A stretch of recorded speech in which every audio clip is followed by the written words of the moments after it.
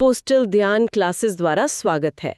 मतलब जरा सोचिए, एक ऐसा विशाल नेटवर्क जो दुनिया की सबसे बड़ी कुरियर कंपनियों जैसे कि अमेज़न या फेडेक्स को भी एक साथ मिला दे तो भी उसके सामने वो छोटा ही नजर आए। बिल्कुल, एकदम सही कहा आपने। हाँ, और एक ऐसा ढांचा जो सियाचिन की ठंड से लेकर कन्याकुमारी तक फैला है। आज की इस विस्तृत चर्चा में हम इसी भारतीय डाक विभाग के ढांचे को गहराई से समझने वाले हैं। यह विस्तृत चर्चा विशेष रूप से उन सभी समर्पित उम्मीदवारों के लिए है जो डाकघर विभागीय प्रमोशनल परीक्षाओं यानी LDCE की तैयारी कर रहे हैं। हाँ, लिमिटेड डिपार्टमेंटल कॉम्पिटिटिव एग्जामिनेशन। बिल्कुल। और आज हम जो भी जानकारी या आंकड़े साझा करेंगे वो पूरी तरह से पोस्टल ध्यान क्लासेस द्वारा दिए गए बेहतरीन लेक्चर और नोट्स पर आधारित हैं। और ये बहुत जरूरी भी है। मतलब विभागीय परीक्षाओं में सिर्फ रटी रटाई बातें काम नहीं आती। हाँ, आपको पूरा सिस्टम समझना होता है ना। एकदम। नीतियां कहाँ बन रही हैं और वो नीतियां एक छोटे से गांव के डाकघर तक कैसे पहुंचती हैं। आज हम इसी जटिल पदानुक्रम को सुलझाएंगे। ठीक है, आइए इसे विस्तार से समझते हैं। जब हम भारतीय डाक के बारे में सोचते हैं तो अक्सर हमारे दिमाग में सिर्फ एक लाल रंग का लेटर बॉक्स आता है। लेकिन अगर हम 31 मार्च 2024 के आंकड़े देखें तो विभाग के पास कुल 1,64,987 डाकघरों का नेटवर्क है। ये बहुत बड़ा नंबर है। सच में, लगभग 1,65,000 शाखाएं। और इसीलिए इनका जो ध्येय वाक्य है, भारतीय डाक, डाक सेवा जन सेवा, वो बिल्कुल सटीक बैठता है। लेकिन इतने बड़े ढांचे को सबसे ऊपर से कैसे कंट्रोल किया जाता है? तो इतने बड़े पैमाने को संभालने के लिए ना, नेतृत्व का एकदम स्पष्ट विभाजन होना अनिवार्य है। अगर हम 1 जनवरी 2025 के नवीनतम संगठनात्मक ढांचे को देखें तो सबसे ऊपर संचार मंत्री यानी मिनिस्टर ऑफ कम्युनिकेशंस होते हैं। अच्छा, जो कि कैबिनेट मंत्री होते हैं। हाँ, बिल्कुल। और क्योंकि ये मंत्रालय बहुत विशाल है तो उनके अधीन संचार राज्य मंत्री कार्य करते हैं, मतलब मिनिस्टर ऑफ स्टेट, जो नीतियां बनाने में उनकी मदद करते हैं। तो ये तो हो गया राजनीतिक ढांचा, लेकिन जो असली प्रशासनिक काम है वो तो इसके नीचे से ही शुरू होता है। एकदम सही। मैंने देखा है कि मंत्री जी के ठीक नीचे 2 मुख्य पद होते हैं। एक सेक्रेटरी पोस्ट जो पोस्टल सर्विसेज बोर्ड के चेयरमैन भी होते हैं, और दूसरे हैं डायरेक्टर जनरल पोस्टल सर्विसेज यानी महानिदेशक। अब ये दोनों ही इतने बड़े पद हैं कि अक्सर कंफ्यूजन हो जाता है कि कौन क्या करता है। मुझे तो ये एक दिमाग और हाथ की तरह लगता है। अरे वाह, ये उपमा बहुत बढ़िया है ना? मतलब सेक्रेटरी विजन या नीतियां बना रहे हैं और डायरेक्टर जनरल उसे जमीन पर उतार रहे हैं। पर क्या डायरेक्टर जनरल स्वतंत्र रूप से काम करते हैं? अगर हम इसे व्यापक संदर्भ में देखें तो इतनी बड़ी व्यवस्था को बिना स्पष्ट विभाजन के चलाना नामुमकिन है। महानिदेशक संचालन यानी ऑपरेशंस की पूरी देखरेख करते हैं। अच्छा। और उनके सीधे कंट्रोल में 23 पोस्टल सर्कलों के चीफ पोस्टमास्टर जनरल आते हैं, मतलब जो पूरे भारत को कवर करते हैं। बाप रे, 23 सर्कल! और जो पोस्टल सर्विसेज बोर्ड के बाकी सदस्य हैं, क्या वो भी महानिदेशक को रिपोर्ट करते हैं? हाँ, लगभग सभी मेंबर्स उन्हीं को रिपोर्ट करते हैं ऑपरेशंस के मामले में। लेकिन यहाँ एक बहुत महत्वपूर्ण अपवाद है जो परीक्षा में पूछा जा सकता है। अच्छा। वो क्या है? जो मेंबर टेक है ना, यानी टेक्नोलॉजी वाले सदस्य, वो महानिदेशक को नहीं बल्कि सीधे सेक्रेटरी को रिपोर्ट करते हैं। अच्छा, ऐसा क्यों? क्योंकि तकनीकी नीतियां अक्सर रणनीतिक और दूरगामी होती हैं। हाँ। वो सीधे उस दिमाग या विजन से जुड़ी होती हैं जो सेक्रेटरी तय करते हैं। समझ गई, ये बहुत ही लॉजिकल है। और इसके अलावा सेक्रेटरी के अधीन DDG-IR यानी इंटरनेशनल रिलेशंस का काम भी आता है। अच्छा। मतलब UPU जैसे अंतर्राष्ट्रीय संगठनों के साथ नीतियां बनाना। यहाँ एक बहुत ही दिलचस्प बात सामने आती है।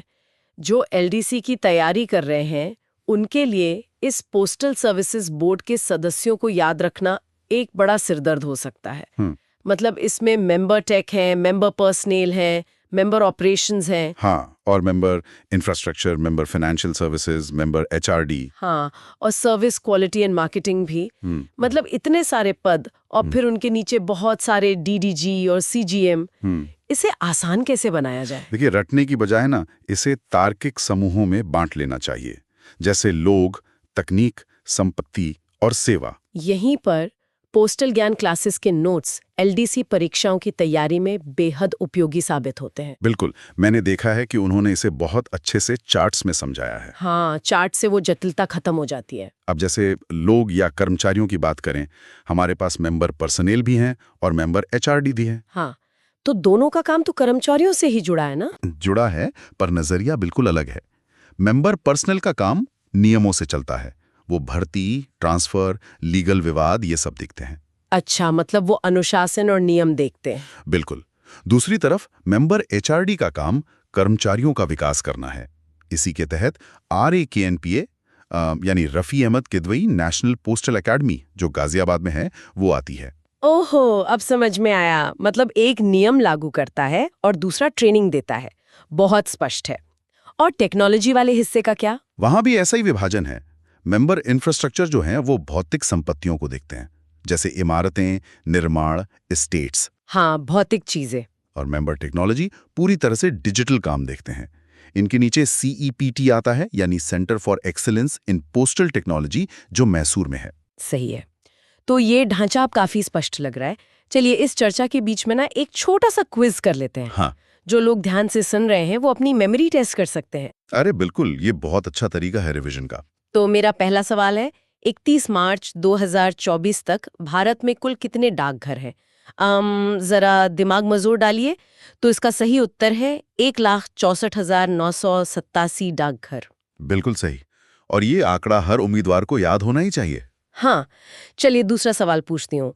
सेना डाक सेवा यानी आर्मी पोस्टल सर्विस के 2 मुख्य बेस कौन से हैं? सोचिए इसके बारे में। तो इसका उत्तर है 56 APO दिल्ली और 99 APO कोलकाता। बहुत बढ़िया। परीक्षा में ऐसे तथ्यात्मक सवाल सीधे सीधे आते हैं। तो आखिर इस सब का क्या अर्थ है?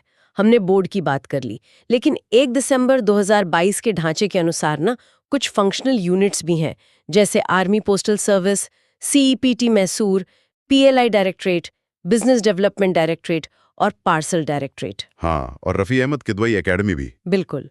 तो ये इकाइयां जो हमारे नॉर्मल क्षेत्रीय पोस्ट ऑफिस होते हैं, उनसे अलग कैसे काम करती हैं?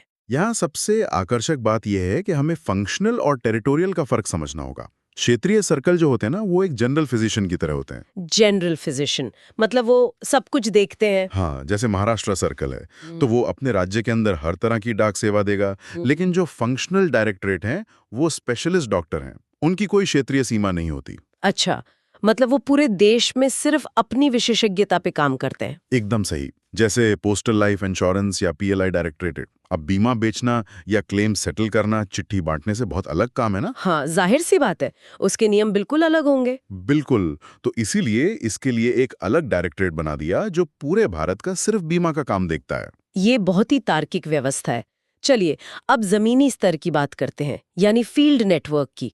जो सेना डाक सेवा है वो कैसे काम करती है? सेना डाक सेवा रक्षा बलों की गोपनीय और खास जरूरतों के लिए बनी है। जैसे हमने क्विज में देखा, इनके 2 मेन बेस हैं, 56 और 99 APO। हाँ, और इनके नीचे फील्ड पोस्ट ऑफिस और सेक्शन बेस्ड पोस्ट ऑफिस काम करते हैं। ये सीधे मिलिट्री लॉजिस्टिक्स से जुड़े होते हैं। मतलब अगर कोई आम नागरिक अपने फौजी बेटे को चिट्ठी भेजेगा तो वो पहले सिविल डाकघर से इन APO तक जाएगी? बिल्कुल। और फिर वहां से सेना उसे अपने सुरक्षित नेटवर्क से फील्ड तक ले जाएगी। ये तो बहुत ही दिलचस्प है। और आम नागरिकों के लिए जो पोस्टल सर्कल हैं, मुझे वो एक पेड़ की तरह लगते हैं। मतलब पोस्टल सर्कल उस पेड़ का तना है, डिवीजन उसकी शाखाएं हैं, और जो ब्रांच पोस्ट ऑफिस हैं वो पत्तों की तरह हैं जो देश के हर एक गांव तक पहुंचते हैं। इससे एक महत्वपूर्ण सवाल उठता है। क्या? कि इस पेड़ के अंदर आखिर डाक बहती कैसे है?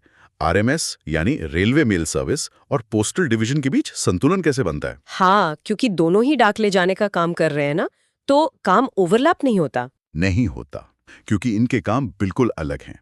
RMS हमारे शरीर की धमनियों या आर्टरीज की तरह है। अच्छा, मतलब जो खून को तेजी से ले जाती हैं। हाँ, इनका काम है ट्रांजिट करना, थोक में डाक को एक शहर से दूसरे शहर पहुंचाना।